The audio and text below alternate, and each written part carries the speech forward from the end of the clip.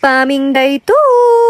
Ngayong araw nga, may special kaming misyon. Hindi mamamasyal, hindi rin mangisda, kundi sumama sa mga certified hunter ng dagang bukid. Paglabas pa lang ng bahay, akala ko simpleng lakad lang. Maya-maya, may dala na palang itak mga mare. At airgun, may escort pa kaming mga aso. Sabi ko, mukhang seryoso talaga to. O diba, nagmayati swimming na dagiti kadwami nga aso. Hindi lang sila hunter, mga mare, kamag-anak ko din tong mga kasama ko. Lumabas kami pa, ito'y karayan, o tumawid kami sa ilog mga mare. Lumusong din sa putikan, habang ako naman ang iniisip ko, sana hindi ako unang madulas. At tong nasa likod ko, eto na nga pala yung pinaka-pro dito, mare. Sobrang layo pala nitong pinupuntahan nila, mare. Grabe. Pero nung bata kami, halos araw-araw kami. Dito kami lumalangoy sa may waig, mga mare. Nalagip ko tuloy diubing kami, mga mare. Habang hinahanap nila ang lungga ng daga, ako naman, todo bantay baka may biglang tumalon. Alam nyo ba, itong mga kasama ko, halos lahat sila single. Malakayan nga baruba. Charot lang, baka mamaya makita nyo ako pagkamalan nyo akong daga. Pero wag kayo, sobrang sipag ng mga binatang to. Babala ka.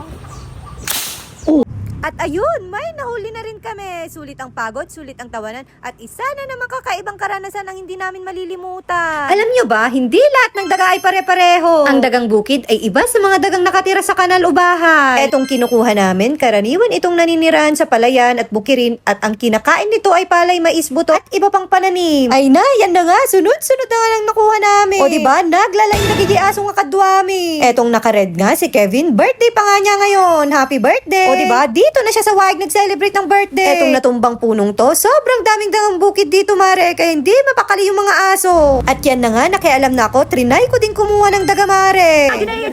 Tatraho yun. Yun.